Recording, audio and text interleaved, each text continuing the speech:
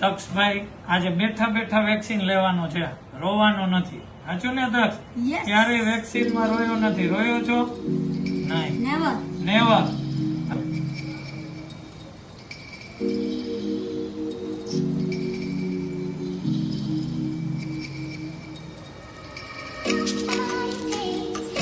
વાહ નક્ષભાઈ વાહ. Ducks નહીં ducks. સોરી ભૂલી ગયો. સોરી. તક્ષભાઈ આજે તમે વેક્સિન લીધી? Very good.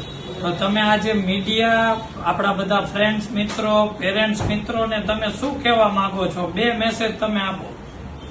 કે સબસે પહેલી વાત તો અગર તમે મોબાઈલ અને ટીવી જશો તો તમારી આંખ તો ગઈ જ છે, અને મોડી જાય એના કરતા વહેલી ખોવી ના સારી. તો તમે આ મોબાઈલ જોવો પણ લિમિટેડ જોવો, અને ગેમ રમો તો લિમિટેડ રમો, અને એવી ગેમ્સ રમો જેમાં તમને તાકાત મળે, માઇન્ડસેટ તમારું સારું થાય. જેમ કે ચેસ છે, ક્રિકેટ છે, ફૂટબોલ છે.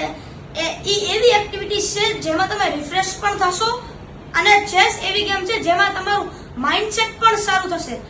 Your eyesight will be damaged if you watch the mobile and TV continuously.